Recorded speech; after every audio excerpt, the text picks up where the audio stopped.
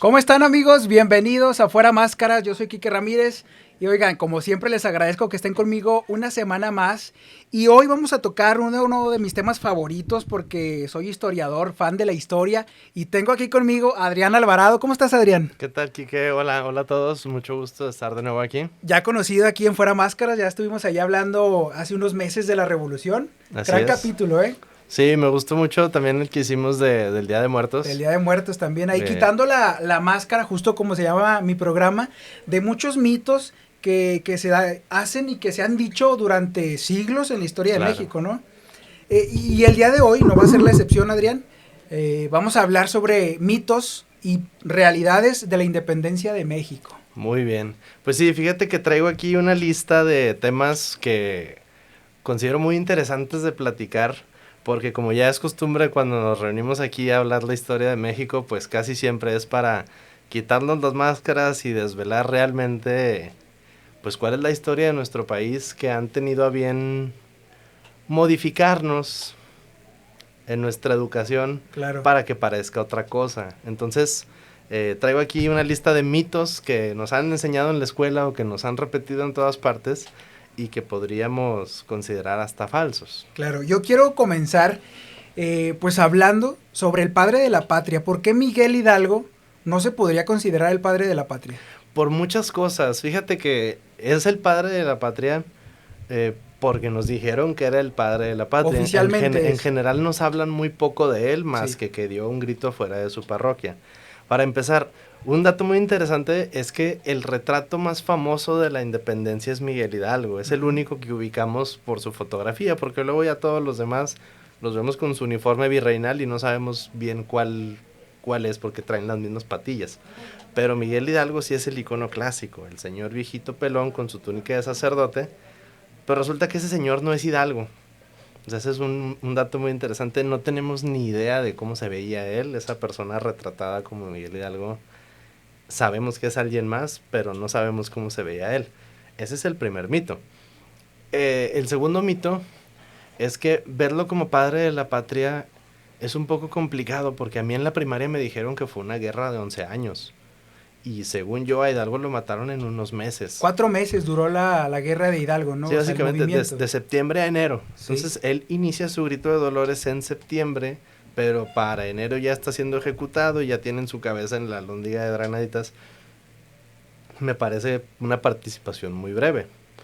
Pero justo el mito en llamarlo en padre de la patria tiene que ver con que ya ahorita vamos a ir viendo realmente la participación de otras personas fue mucho más relevante de lo que nos hacen parecer en Justo, lo que nos ahorita cuentan. estamos platicando fuera de cámaras que hay otras, incluso 2 personas que ahorita las vamos a mencionar, que realmente podrían ser el padre de la patria, pero tocaste un punto que me parece interesante para la gente que nos está viendo, el aspecto físico de Miguel Hidalgo, porque justo decías, es el viejito, calvo, con su túnica, pero no era, o sea, esta imagen que ustedes allá en casa reconocen como Miguel Hidalgo, ¿de quién era en realidad? Fíjate que no recuerdo el nombre de la persona, solamente sé que no es él. Por ahí estaba el dato, sí lo había leído, lo tenía aquí, pero no recuerdo exactamente quién era. Era de una persona europea, no Sí, recuerdo. O sea, era, digo, se basaron en esa persona y digamos que consideramos padre de la patria a alguien que ni siquiera, pues es de aquí de México, en realidad fue de irónicamente, México, ¿verdad? irónicamente. Pero Claro, vámonos por partes. muy bien. Todo lo que pasaba en Europa en ese entonces, o lo que pasaba en Francia y en España, viene a repercutir aquí a lo que era la Nueva España.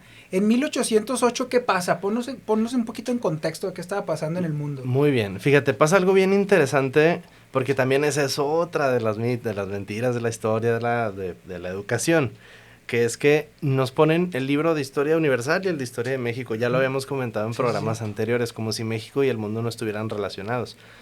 La cosa que lleva a que comience el proceso de independencia de México ni siquiera empieza en lo que es México, empezó precisamente como lo mencionas en Francia, cuando este aspirante emperador chaparrito, que no era chaparrito, de Napoleón Bonaparte, invade España con el pretexto de llegar a Portugal. eh, para ocupar el reino de España hace por ahí un truco legal en el que secuestra tanto a Carlos IV, Ya el Fernando actual rey, VII. y al príncipe heredero Fernando VII. Los secuestra a los dos, pero los secuestra por separado, Sí. para hacer una especie de engaño, manipulación, en la que hace que Carlos IV abdique en él, y por separado Fernando VII también abdique en él, de tal manera que él queda como heredero al trono de España, y luego a su vez él abdica en su hermano José Bonaparte, el que le decían Pepe Botella. Pepe Botella, pero porque le parecía poca cosa, digamos, España, ¿no? Yo siento que de alguna manera Napoleón como que sí ninguneó a España y a Inglaterra en realidad, ¿no? Sí, siempre, pues simplemente como ayer vi un meme donde decía que los verdaderos hombres le vamos a decir Constantinopla siempre a Estambul y a Inglaterra siempre le vamos a decir la pérfida Albión, Sí, sí, que sí. es como le decía Napoleón. Entonces, sí, Napoleón subestimó totalmente a Inglaterra, y subestimó también a España, porque Napoleón traía estas ideas de la Revolución Francesa sobre el laicismo, la caída del antiguo régimen, no queremos monarquías, queremos repúblicas. Entonces Napoleón sí despreció y subestimó mucho a España al momento de ocuparla. ¿Qué es lo que pasa? Que cuando las tropas francesas llegan a España, la gente no ve con muy buenos ojos eso, y empiezan levantamientos populares en toda España. Y las cortes españolas intentan ver qué va a pasar, qué dice la ley.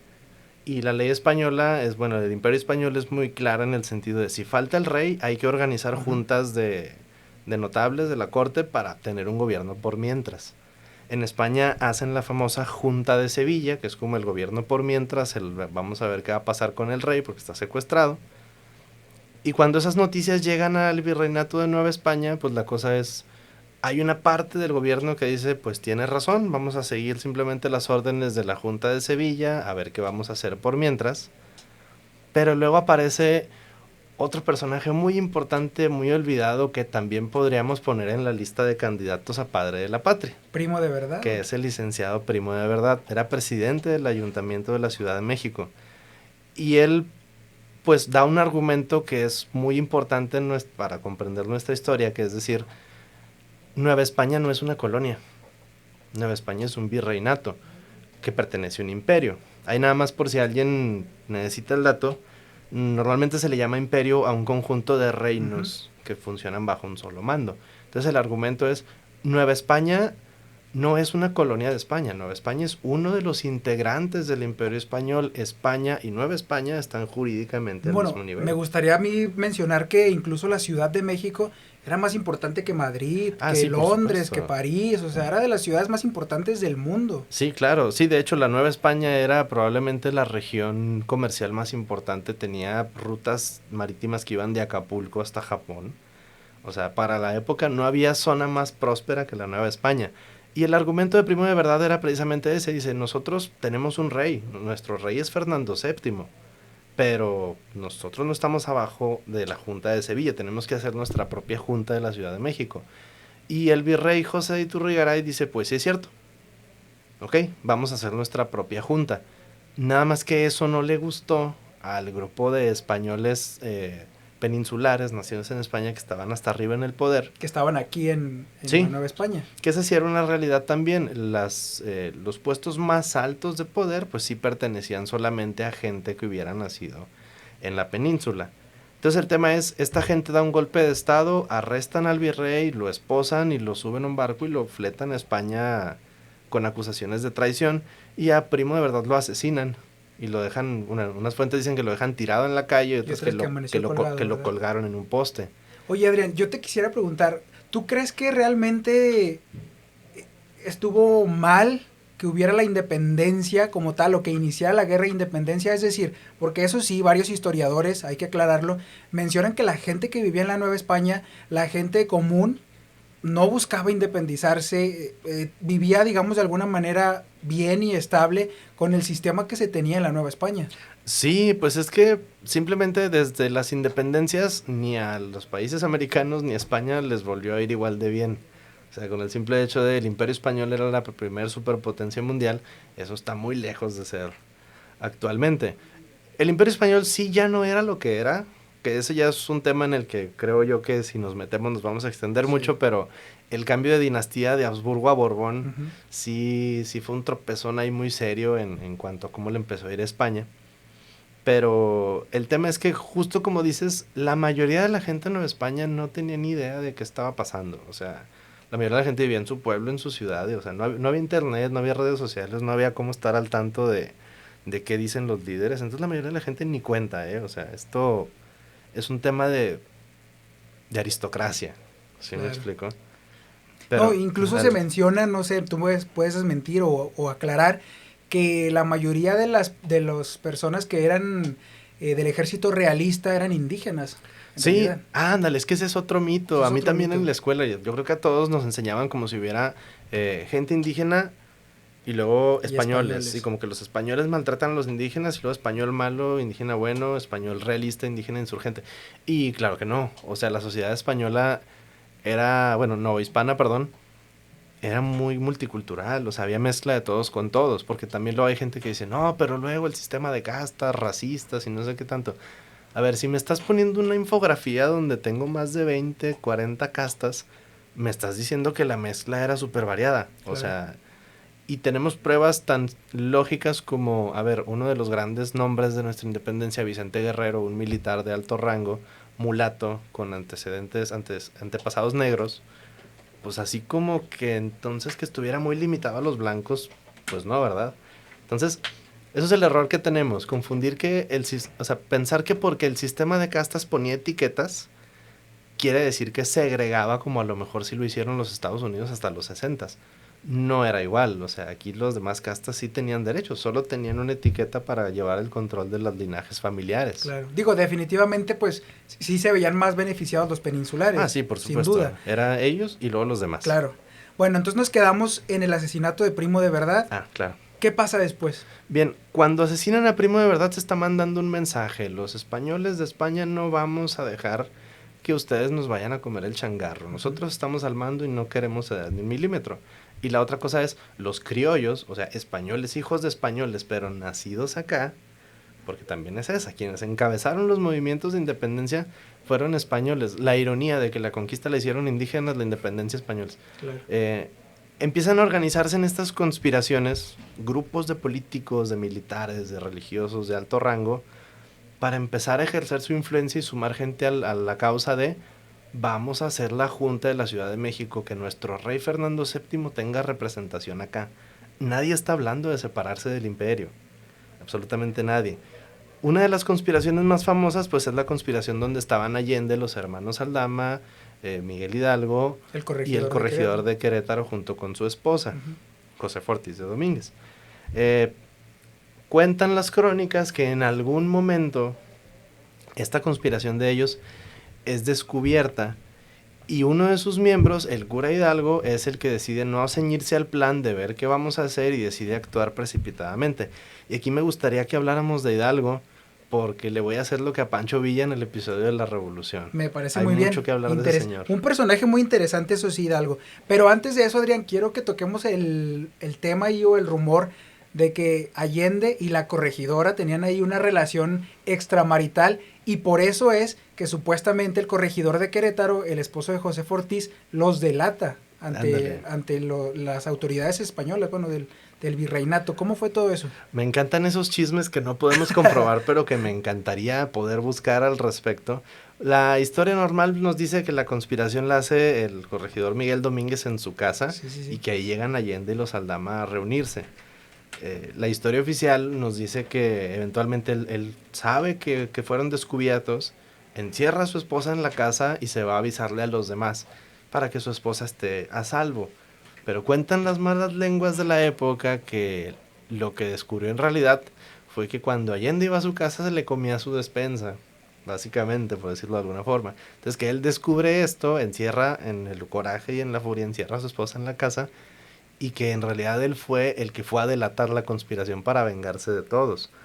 No tenemos ni idea de si eso pasó, pero que pudo haber pasado en realidad. Pues si el papelito nada más decía nos descubrieron, pues no sabemos exactamente a qué se refería. Exacto. Con nos descubrieron. Es decir, la independencia de México puede estar detrás de un lío amoroso, de faldas. Pues no sería la primera vez, justo que bueno que lo mencionas, porque una de las razones por las que Hidalgo formó parte de nuestra historia tuvo que ver con líos de faldas. ¿Cómo está eso? A ver, cuéntanos. Hidalgo es una persona bien interesante, aquí lo voy a hacer papilla, ni modo, pero es lo que hay que hacer.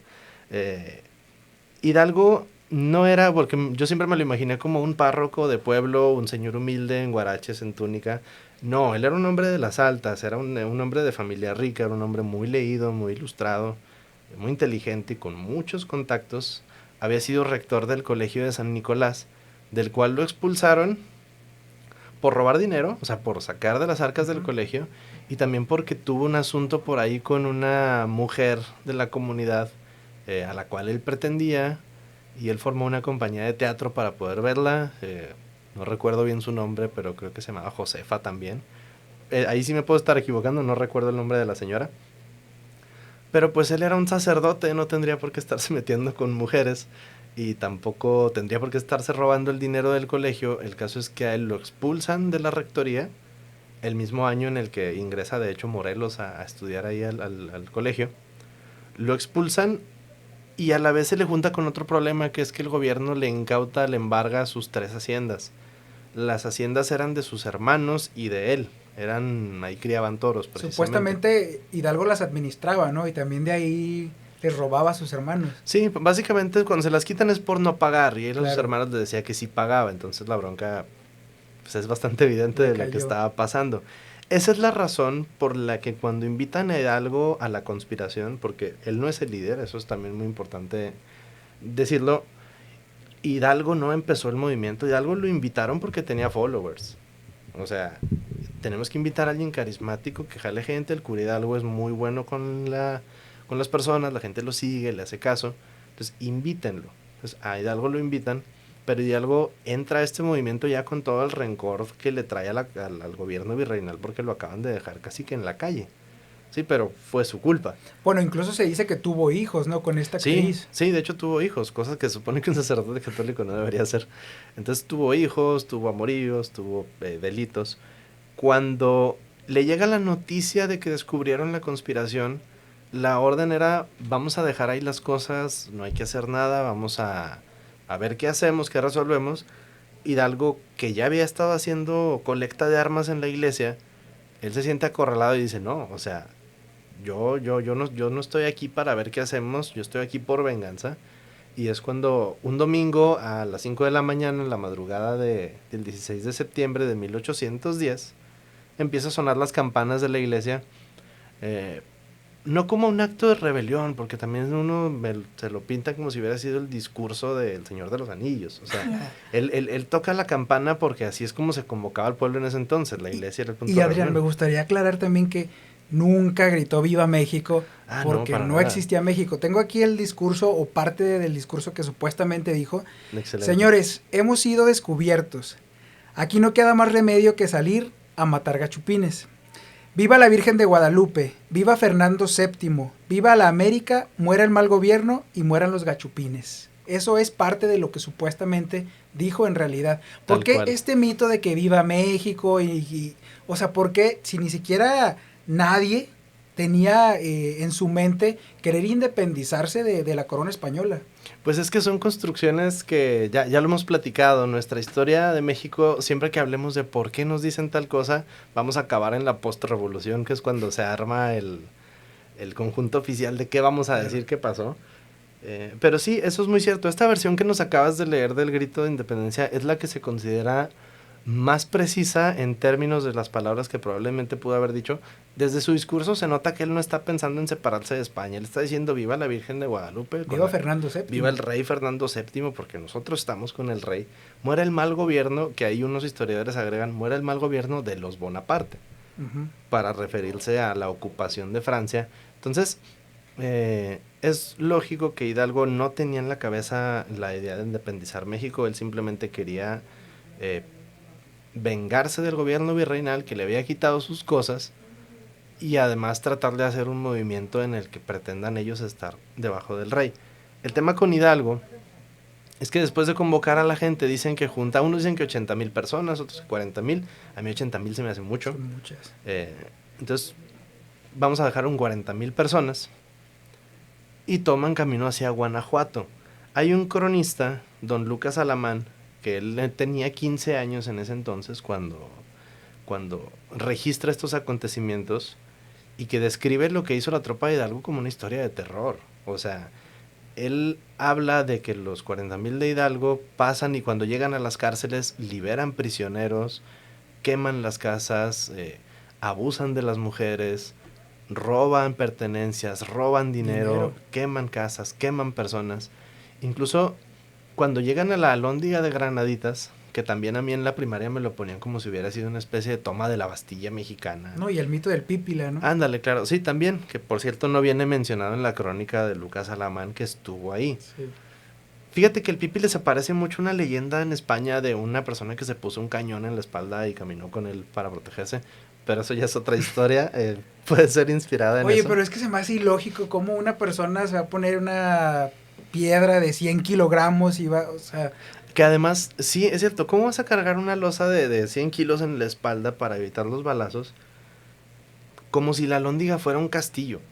O sea, la alhóndiga de Granaditas era un almacén, una alhóndiga, o sea, donde se guarda granos, se guardan víveres, era más parecido a una bodega que a un castillo. Entonces, esta imagen como del pueblo rodeando la alhóndiga mientras los balean desde arriba y él resistiendo, pues, se parece más a una versión romántica que quiere hacer parecer que tomamos un castillo, pero en realidad nos metimos un almacén a robar y a matar a todos. Don Lucas Alamán habla de crímenes como escribir mensajes con sangre en las paredes, o sea, dice que la turba de Hidalgo con sangre de españoles pintaba consignas de odio en las paredes. Dice también que el mismo Hidalgo les había dicho que los gachupines eran diablos y que había indios que les bajaban el pantalón para buscarles la cola. Entonces, habla de gente mutilada, habla de gente arrastrada en caballos por las calles. Justamente eso le va a traer problemas con Allende, porque Allende e Hidalgo, aunque estuvieran juntos y nos los pongan juntos en la imagen de fuera de la escuela, se llevaban bastante mal. Allende reprendió a Hidalgo muchas veces y Hidalgo le contestaba: yo no sé cómo piensas que vas a conseguir gente si no es permitiéndoles agarrar lo que quieran. Entonces, en ese sentido me recuerda mucho a Pancho Villa también, un personaje bastante sanguinario. Destaca una persona que te platiqué ahorita antes de empezar, un amigo de Hidalgo, Agustín Marroquín, torero convicto por asesinato y robo. Esta persona fue sacada de la cárcel por Hidalgo a su paso por la ciudad y se dice que en algunas zonas él era el ejecutor y verdugo principal de Hidalgo, haciendo gala de su experiencia como torero. Dice que organizaban ruedos o cosos taurinos en las plazas y obligaba a los españoles a correr a través del círculo para darles una estocada y torearlos burlándose de ellos. Hay un libro muy interesante que se llama Marroquín, The Sociopath as Rebel. Es un autor norteamericano cuyo nombre olvidé, siempre se me olvida, pero lo pueden buscar así, donde cuenta precisamente los crímenes de esta persona que era mano derecha de Miguel Hidalgo. Es que es interesante eso que mencionas porque, a ver, tenemos la historia oficial donde dice españoles maltratando indígenas y que supuestamente esto fue como lo que originó la independencia, la lucha y demás. Y ahorita nos estás contando que en realidad era lo contrario. Sí, y claro, esta urba que traía Miguel Hidalgo, pues era asesina de españoles, ¿no? Y de todos, incluso podría decir, no, pues es que esas son las formas en las que se hace una revolución. Ni los mismos compañeros insurgentes de Hidalgo estaban de acuerdo. O sea, incluso sus propios, vamos a decir, compañeros como eran Allende y los Aldama, ellos mismos estaban horrorizados con las cosas que Hidalgo estaba permitiendo. Si bien no estaba haciendo, estaba permitiendo que pasaran. Total, es precisamente esta brutalidad la que le cuesta la guerra a Hidalgo. En algún momento él llega a Valladolid, que es donde conoce a Morelos. Morelos le pide unirse a su causa, a Hidalgo le dice que no. ¿Nos puedes contar la anécdota de que, bueno, se vieron una sola vez, sí, parece ser, en su vida, ahí donde lo mencionas, y donde Morelos le pide a Hidalgo unirse? Sí, claro. Entonces se dice que Hidalgo saca una hoja y que le escribe ahí a Morelos. O sea, que le dice, pues tú vete de lejos, ¿no? O sea, sí, porque fíjate, cuando ¿te acuerdas del aniversario del centenario de México? Claro. Yo recuerdo que tenía un cuaderno donde en la portada venían Hidalgo y Morelos, cada uno con un sable, pegados espalda con espalda, como si lucharan juntos. Y yo así me los imaginaba. Y resulta que en su vida no se conocieron más que una vez. O sea, una vez Morelos fue a alcanzar a la tropa de Hidalgo cuando pasó por Valladolid. Y le dice que si le da chance de unirse como capellán, que sería como el sacerdote que acompaña al ejército para darles las bendiciones y todo eso. Entonces, él le dice que no, o sea, que él es una persona muy preparada, que él es una persona muy inteligente, que mejor debería juntar una tropa e irse allá hasta Acapulco y tú allá haz tu propio movimiento. O sea, eso, según yo, no se siente tanto como una Le gustaba el encomienda. poder a Hidalgo, ¿no? O sea, le gustaba Sí, ser él el... de hecho, él se hacía llamar Su su Alteza alt- Serenísima por sus tropas. O sea, era una persona muy terca, muy Oye, como que nos gusta a los egocéntrica. mexicanos eso, ¿no? O sea, eso de Su Alteza Serenísima y sentirnos emperadores y, a ver, Santana, pero si dicen que Porfirio Díaz, hasta Benito Juárez, o sea, Es muy típico de nuestra historia tener este tipo de figuras megalómanas. Sí, tienes razón, que no lo había notado el patrón, pero sí es cierto. ¿por qué crees que pasa eso? Muy buena pregunta. Yo creo que es propio de las culturas que quedaron desamparadas en una época tan temprana de su formación, el hecho de acudir al líder mesiánico. Siento que nos tardaríamos 3 4 horas tratando de indagar en Sí, eso, sí, sí. pero estaría interesante Para para otro un programa capítulo de eso, sobre ¿no? eso, sí, tal cual. Oye, y bueno, entonces se ven, lo manda hasta Acapulco y me parece que tuvo la oportunidad Hidalgo de tomar la Ciudad de México. ¿Por qué no lo hizo? No lo hizo porque se quedó sin gente. O sea, Hidalgo ya tenía meses yendo de ciudad por ciudad, saqueando, violando, quemando, robando. Incluso cuando llega a Valladolid, el hombre que estaba encargado de defender la ciudad era Agustín de Iturbide. Pero Agustín de Iturbide tenía de soldados creo que 400 personas nada más.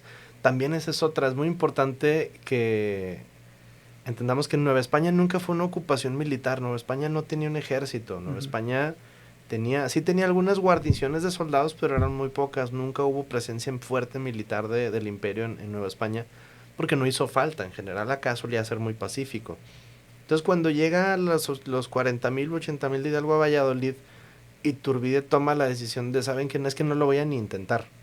Tengo 400 hombres, no hay manera, Ujú. declara lo que le llaman puertas abiertas o ciudad abierta, que significa ven, o sea, ven y haz tu ocupación, no va a haber defensa, por lo tanto no va a haber combate y por lo tanto no tendría por qué haber ningún acto de violencia, se supone.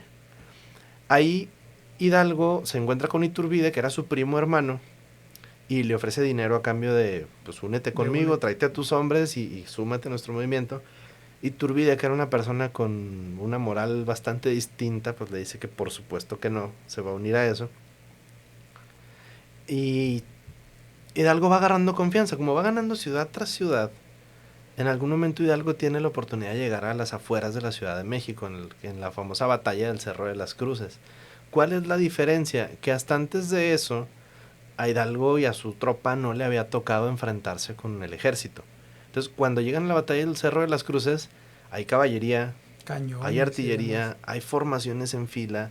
Entonces, la gente que ya venía de meses acostumbrada a llegar a patear puertas y a aventar antorchas y a jalonear gente para saquear cofres, se topa contra una formación de soldados, de dragones, de caballería. Un dragón, nada más para referencia, un dragón era una unidad de caballería montada que tenía un arcabuz, o sea, iba disparando desde el caballo y luego se podía bajar y luchar a sable. Era como caballería, infantería mixta. Entonces se topan con estos soldados de élite, se topan con cañonazos, con formaciones ordenadas que no dejan pasar ni un minuto entre un tiro y otro. Pues la gente de Hidalgo se empieza a desbandar. Al final eran tantos que el ejército de la Ciudad de México, que era Torcuato Trujillo e Iturbide, me parece que Calleja también estaba, terminan cantando la retirada. Pero Hidalgo no se puede permitir entrar a la Ciudad de México porque aunque hicieron retroceder al ejército, ya se pelaron la mayoría. La mayoría nunca habían visto una persona cortada a la mitad por un cañonazo. O sea, ni habían visto una cabeza cortada con un Nunca sable habían de estado en una caballería. batalla en No, para realidad. nada, es que eran gente de la calle y muchos de ellos eran gente pobre. Hay una crónica que dice que incluso en su ignorancia había gente que corría a quitarse el sombrero y tapar la boca del cañón con el sombrero con la esperanza de que así no escupiera. Entonces nos habla del tipo de personas que Hidalgo estaba utilizando para sus fines. Entonces, si bien derrota al ejército, no puede ocupar la Ciudad de México porque no puedes tomar una ciudad con una multitud Claro. asustada, traumada, enojada, enfurecida. O sea, no puede haber control. Hidalgo también se retira. Se retiran a Guadalajara y es cuando él se reconcilia con Allende. Yo me lo imagino llegando, o sea, casi que sacudiéndose el polvo, ahí le pegué. Me imagino Hidalgo llegando, sacudiéndose el polvo y Allende diciéndole, ¿qué te dije? ¿Qué te estoy diciendo? Entonces, ahí se reconcilia con Allende porque ya no se hablaban, ya se habían peleado. Y en Guadalajara les llega la noticia de que, oye, lo que acabas de hacer en Ciudad de México, viene Félix María Calleja con 7,000 soldados, no, 11,000 soldados a perseguirte. Entonces, como Allende sí era militar, sabía lo que implicaba que mandaran a Calleja. Siento que él es de las personas que no son famosas en la historia, pero si la gente conociera la biografía de Calleja, Sí. sería un tipazo, o sea, de veras era un militar increíble. En lo militar, ¿verdad? Entonces, se entera que viene Calleja a perseguirlos y Allende le dice algo, hay que prepararnos, hay que fortificar, hay que atrincherarnos, hay que preparar una defensa. E Hidalgo le dice, pues no, ya para qué, o sea, ya somos 80,000, ya somos un chorro, nosotros podemos hacerlo, mejor vamos a alcanzarlo nosotros y lo enfrentamos. Entonces, como a final de cuentas al que seguía la gente era a Hidalgo, pues ahí van a hacerle frente a Calleja con 11,000 soldados, con caballería, con artillería. Pues en la batalla del puente de Calderón los hacen pedazos, salen corriendo. Dicen Literal, que... Sí, es que Literal. dicen que lo que provocó que la gente ya de plano se dispersara fue cuando un cañonazo pegó en el almacén de pólvora que tenían los insurgentes. Entonces pega el cañonazo, truena el cañón de pólvora, vuelan personas, vuelan maderas, Brazos, vuela piernas, metralla, sí, sí, vuelan, sí, o sea, horrible. y que después de explosión la gente corre, se desbanda, se pierde el control, se escapan Hidalgo, se escapan los Aldamas, se escapa Allende, tratan de reunirse para irse a Estados Unidos. Allende, por si las dudas y por precaución, se lleva a Hidalgo arrestado y encadenado. Y ¿saben qué? O sea, no podemos volver a dejar que este tipo tome decisiones. Se lo lleva encadenado. eh, Van rumbo a Estados Unidos y rumbo a Estados Unidos alguien los traiciona. Y alguien los delata, alguien les pone dedo.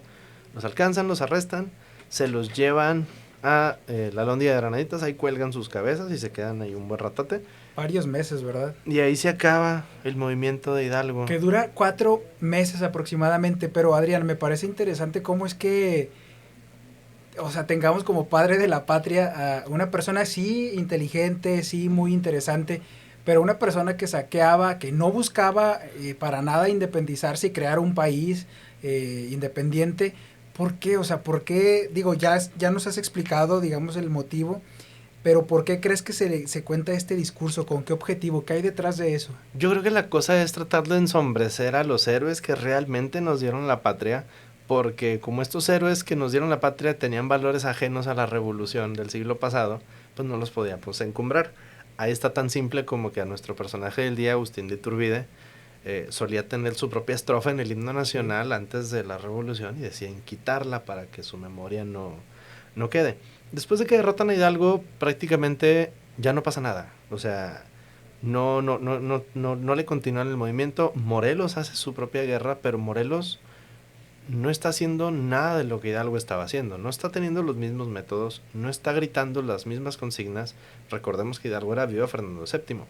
Morelos sí podríamos decir que él es un iniciador de la independencia realmente, porque él sí habla de independencia y además habla de república. No solo es ya no queremos ser España, ya no queremos ser reino, queremos ser una república. Yo creo que podría ser que, o sea, no habría problema si lo mencionamos como padre de la patria, No, a para nada. O Morelos, sea, Morelos se me hace mucho más apropiado que que Hidalgo. Hidalgo. Yo, Sí, sí, yo sí. elegiría a Iturbide por las Sí, bueno, yo cosas que voy también. a mencionar al rato y a María Ignacia Rodríguez, Sí.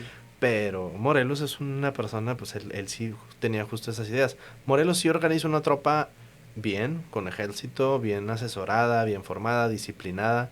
Se sabe que Morelos castigaba los abusos cuando había que alguien en su tropa cometía una violación, un incendio, un acto de violencia injustificada. Morelos sí castigaba a sus soldados. Tanto es que dura pues prácticamente 5 años en lucha.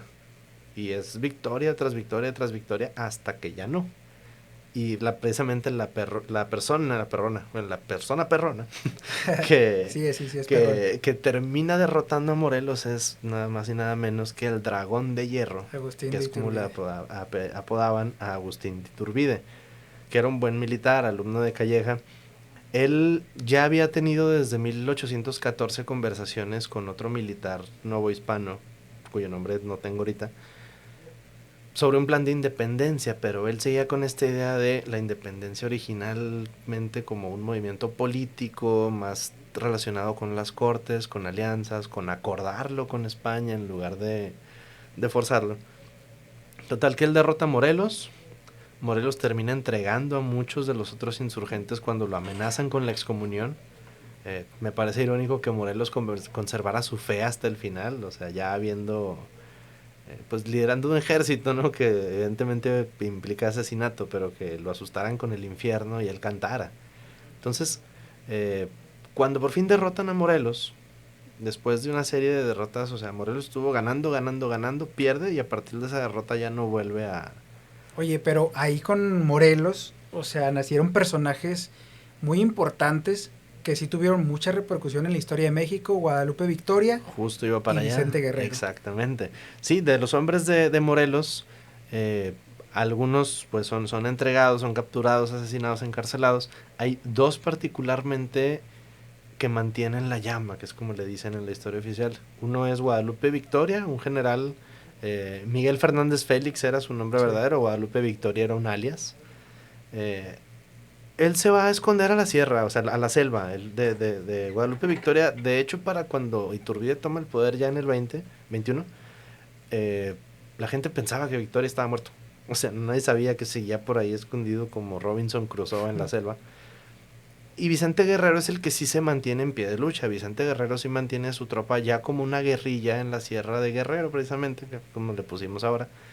Eh, Se mantiene como guerrilla. O sea, ¿qué quiere decir guerrilla? No estoy tomando territorio, no estoy tomando ciudades. ¿Qué estoy haciendo? Estoy asaltando caminos, estoy robando caravanas, estoy bloqueando suministros, estoy hostigando, hostigando, hostigando para, pues algo así como lo son las guerrillas actualmente, ¿no? O sea, tienen una causa, tienen un plan, pero lo hacen mediante el hostigamiento. Entonces le mandan a Agustín de Iturbide a estarlo combatiendo, sin éxito, eso también hay que decirlo. Iturbide nunca logró derrotar del todo a Guerrero porque era una guerra muy diferente. Iturbide era un militar con soldados y eso la guerra de ese entonces, que eran formaciones en línea, así como para combatir en la guerra, no, en la sierra, no es eficiente. El punto es que para 1816 ya se acabó todo el asunto de los insurgentes. O sea, para 1816 Fernando, ya derrotaron a Napoleón en España. Que ojo ahí, o sea, porque acá nos dicen de que de 1810 a 1821 la guerra, no sé qué, pero para el 16 ya no había nada. Sí, O sea, ya fíjate, no cuando se... yo era niño me decían que una guerra de 11 años, yo decía, puta, qué difícil. Sí, O sea, imagínate. yo decía, Entonces, qué horrible cómo le hacía a la gente de 11 años peleando. Pues ya después falso. entendí que no, es que no tiene sentido. Claro que no hubo 11 años peleando. Entonces, para el 16 ya no había nada. O sea, ya la situación en España se había corregido. Napoleón ya estaba fuera. El rey Fernando VII había vuelto al trono. Y para acabar con la insurgencia de este lado se hizo un plan en el que se daban indultos. O sea, es como, oigan, ya están los insurgentes encarcelados o asesinados. Quien quede por ahí se le invita a chismear y a delatar a sus colaboradores y a entregarse. Y si se entregan se les va a dar el perdón. Entonces, muchos lo hicieron. Ya para ese entonces Agustín de Iturbide se da de baja del ejército, se dedica pues a sus haciendas y a sus negocios. Que también era hacendado, también era Sí, privilegiado, como traigo dijimos precisamente ahora. esta recomendación de Pedro Ok. Fernández, un autor evidentemente mexicano. Tiene muchas biografías novelizadas muy interesantes. En particular esta pues cuenta la historia de Agustín de Iturbide desde su juventud temprana hasta su exilio. El punto es que para 1816 ya no tenemos nada de eso, ya las cosas volvieron a la normalidad. El problema ocurre nuevamente en España, porque en España, ante toda esta situación, Fernando VII había tomado la decisión de ocupar a dos generales para pacificar los territorios donde había habido problemas, que era el virreinato del Río de la Plata, actual Argentina. Argentina, Uruguay y todo eso, y el virreinato de la Nueva España. Entonces dice, para Nueva España voy a mandar a Félix María Calleja, ya había sido virrey, él ya sabe cómo están las cosas acá, y para el virreinato del Río de la Plata voy a mandar a Rafael de Riego, sin saber que ese tipo era masón de la logia de York. O sea, era un tipo infiltrado de los británicos, el principal enemigo de España. Y cuando le dan las armas y el dinero para ir a poner orden, lo que hace es dar un golpe de estado en España. Vuelven a arrestar a Fernando VII y ahora lo obligan a firmar la Constitución de Cádiz, que era una constitución liberal, que decía básicamente adiós fueros de la iglesia, estado laico, igualdad ante la ley entre las diferentes castas. O sea, básicamente la constitución era, queremos todo lo que quería Morelos, básicamente. Entonces obligan a Fernando VII a firmar una constitución que pone estas condiciones, y es cuando empieza la verdadera independencia de México, que es cuando toda la aristocracia, los grandes, es más, si se fijan, los grandes conspiradores de la profesa, que son María Ignacia Rodríguez, la Güera Rodríguez, una mujer interesantísima. Ya que diste en el clavo, vamos a adentrarnos en ella, Muy Adrián. Se acabó el tiempo ya. María Ignacia la Güera Rodríguez, La Güera Rodríguez. la verdadera madre de la patria, la verdadera madre de México. ¿Quién es ella? Cuéntanos quién es ella, y la importancia que tiene en nuestra historia, porque creo que somos crueles con ella y con Iturbide en particular, en no darles el lugar que se merecen. Justo, somos muy indolentes porque al final la Güera Rodríguez fue una persona que se encargó de financiar a Morelos, se encargó de financiar a Iturbide, se encargó de financiar todo el movimiento que sí dio la independencia de México, que fue la conspiración de la profesa. Cuando Fernando VII firma la Constitución liberal, lo que hace la Güera Rodríguez, María Ignacia, es empezar a convencer a Matías de Monteagudo, el inquisidor de Nueva España, a Pedro Romero de Terrero, algo así, Sí. Pedro III, uno de los hombres más millonarios de Nueva España, Agustín de Iturbide como militar a la cabeza. Empieza a juntar a grandes élites privilegiadas para organizar un golpe de estado que sí consiga la independencia de México, para no tener que obedecer una constitución de tipo liberal. Entonces es en este momento cuando Agustín de Iturbide empieza a mandarse cartas con Vicente Guerrero para decirle que se unan. Vicente Guerrero acepta unirse, le entrega su espada de mando, se inclina ante Iturbide, y es cuando Iturbide entra con su ejército trigarante a la Ciudad de México en 1821, un 27 de septiembre. Básicamente Iturbide es el hombre que consigue la independencia, es el que consigue la firma de que somos independientes. Es la persona que le pone la bandera verde, blanco y rojo a nuestro país. Es la persona que consigue la independencia, que le pone el nombre a México. Es el primer gobernante de México independiente. Y básicamente lo mandamos al olvido de la historia, como si hubiera sido un traidor, por el simple hecho de haber buscado la independencia luego de haber combatido a los insurgentes. Pero hay que tener en cuenta que la independencia de los insurgentes y la independencia que buscaba él eran muy diferentes. No querían separarse por los mismos motivos. Yo creo que sí tiene que ver eso, ¿no, Adrián? O sea, que como somos una república, Iturbide consiguió la independencia de manera monárquica, ¿no? Entonces yo creo que tiene mucho que ver ahí. Es decir, él representa la monarquía, él representa lo contrario a lo que hoy es México. Sí, claro, y es un poco triste que pensemos que lo que somos ahorita es lo único bueno que puede ser. O sea, como si en la época pasada, por haber sido imperio, eso hubiera estado mal. Y no, simplemente, de hecho, la forma de gobierno más común en lo largo de la historia siempre ha sido el imperio, y la más exitosa en términos de longevidad también.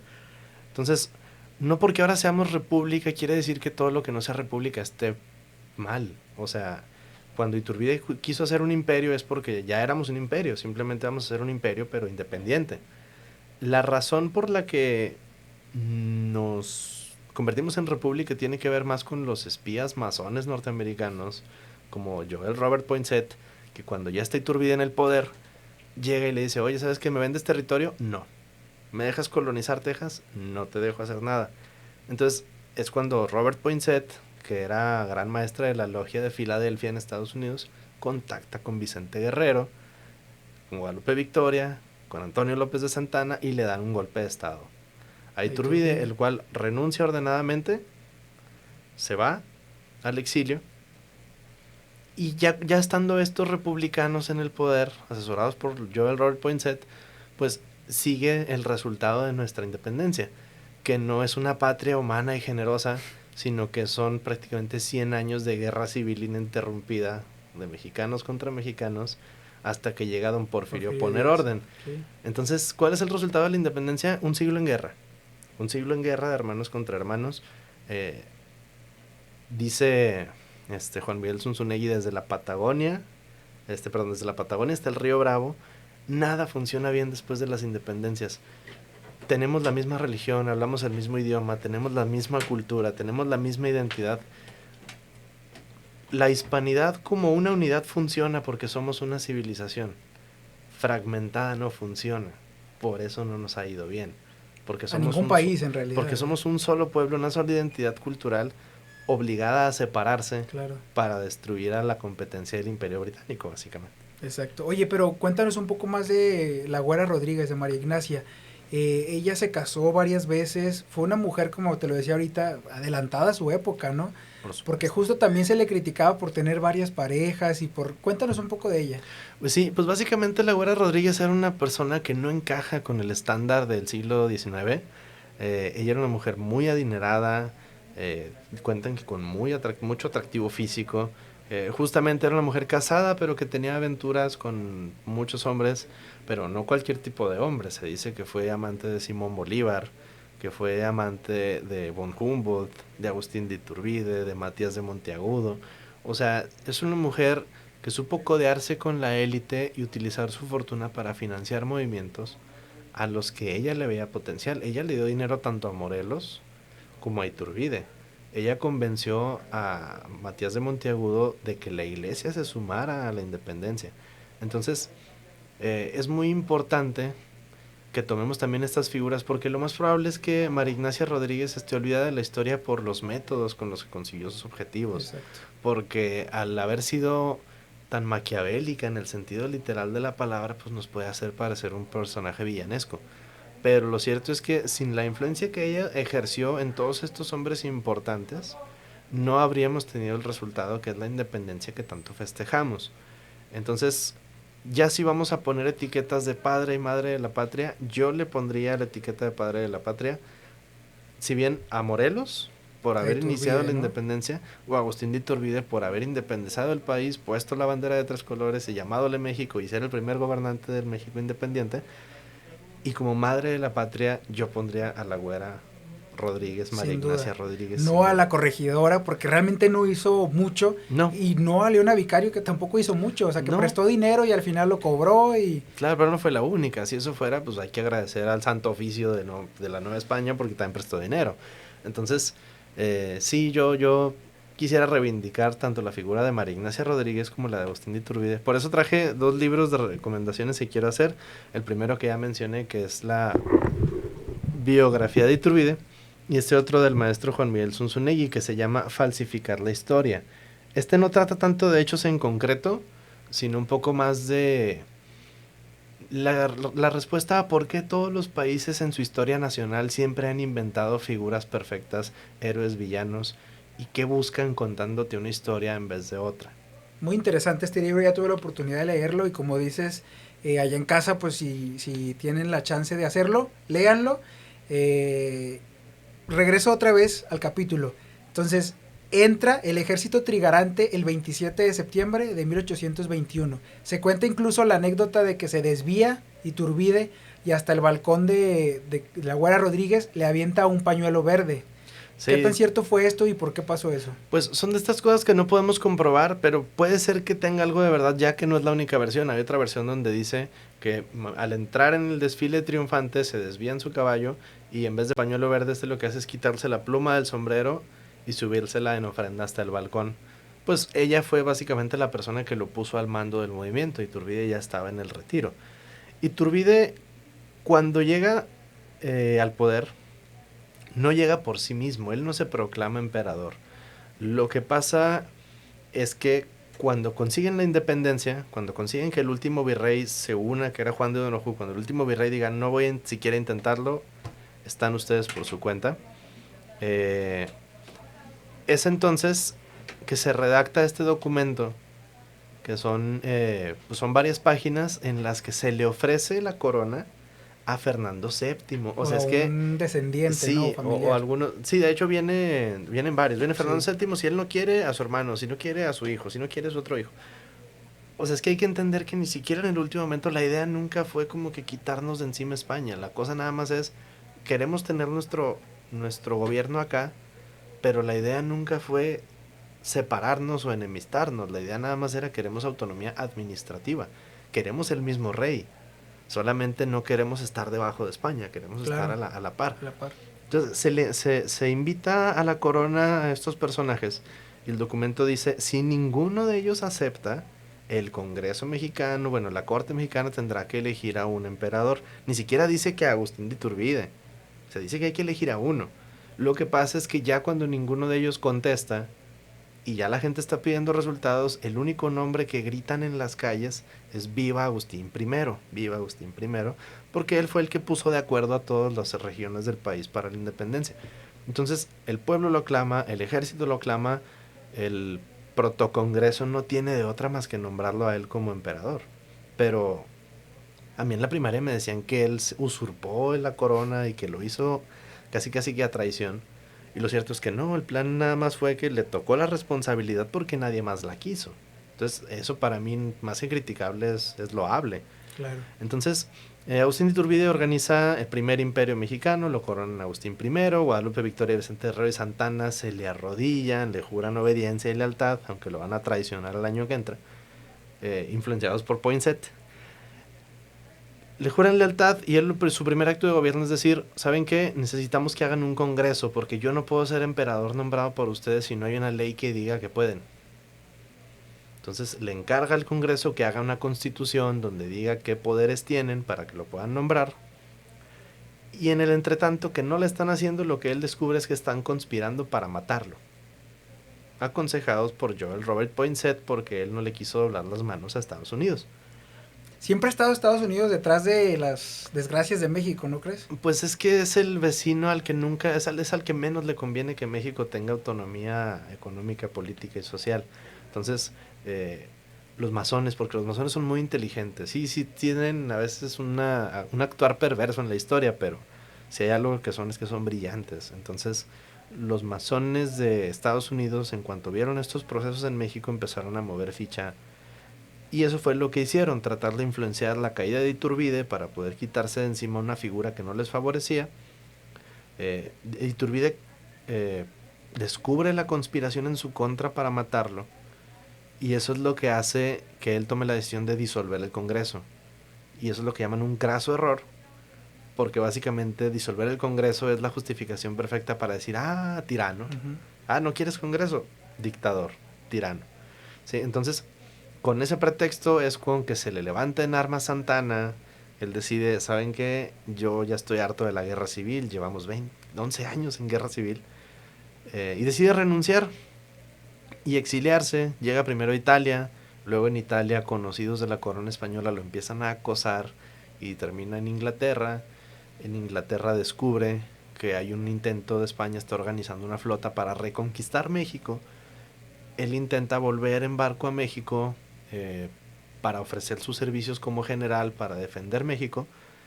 Y cuando llega se da cuenta que se emitió una orden de ejecución en su contra, nadie le avisó nunca, que decía que si Iturbide volvía iba a ser considerado traidor a la patria por lo del Congreso y que en cuanto lo vieran lo asesinaran. Entonces Iturbide desembarca en Tamaulipas. Dicen que lo reconocieron por su forma de andar a caballo tan perfecta, pues era un militar veterano. Le ponen dedo, lo arrestan y ni siquiera tiene un juicio, lo fusilan directamente. Entonces yo creo que esa es la parte más triste, que México tiene como padre de la patria a un sanguinario que no aportó nada más que violencia y que probablemente no hizo más que empeorar y alargar el conflicto. Y tiene como traidor a un hombre que siempre trató de ser ecuánime y que siempre trató de conciliar las partes. Al verdadero que consumó la independencia de nuestro país, como lo mencionabas ahorita. Eligió los colores de la bandera, le puso nombre a nuestro país y es el que está olvidado porque ni siquiera sus restos no están con los otros héroes de la independencia. No, él está en la catedral, él no está en el monumento y rara vez es mencionado en los vivas del grito de independencia. Sin embargo, básicamente nuestro país independiente como tal se lo debemos al actuar de Agustín de Iturbide. Bueno, a todos los conspiradores como María Ignacia y como los demás. Pero si hubo alguien que tomó la batuta de tomar las decisiones incómodas, las responsabilidades que nadie quería y que fue valiente como pocos, fue Agustín de Iturbide. Entonces me parece que tanto él como Morelos merecerían ser la figura central en todos estos murales que tenemos a la independencia y que Hidalgo debería de aparecer, tal vez ni aparecer. Entonces, pues bueno. Sí, o sea, volvemos a lo mismo, 4 meses de ser sanguinario, de robar, de asesinar, de violar, y Iturbide de una manera completamente diferente, viene a consumar con paz, al final de cuentas, o sea, pone la paz, acuerdos y demás, y se logra nacer el país que tenemos hasta el día de hoy, 27 de septiembre de 1821 y no 16 de septiembre, no deberíamos de festejar ese día en realidad. No, y es que de hecho no se hacía. Si tú ves el documento de los sentimientos de la nación, la copia original, el punto donde dice que se le den honores a Hidalgo, haz de cuenta que está el documento así, está el texto, y luego está la firma, y el punto donde dice que festejen Hidalgo está metido en la firma. O sea, da la impresión de que eso lo añadió alguien hasta el final, y por eso topa con la firma, porque eso no estaba y alguien se lo escribió después. Tal vez con la intención de quitar a Agustín de Iturbide de en medio, como libertador. Pero pues a final de cuentas, a algunos de nosotros que nos gusta la historia y que amamos México, nos toca seguir reivindicando su nombre como nuestro padre de la patria. Mucha gente allá nos va a criticar, Adrián, pero Sí. es que qué interesante es poder reconocer al final nuestra ascendencia en cuanto a cultura y demás española. Por O sea, supuesto. somos una mezcla, como lo hemos mencionado en otros programas, tenemos mucho que ver con España, porque este odio, volvemos a lo mismo, de nosotros los mexicanos a algo que está tan unido a nosotros. Pues es que eso nos enseñaron. Nos enseñaron a odiarnos a nosotros y a echarle la nosotros culpa a España para no tener que hacerse cargo de los problemas que tienen que hacerse cargo.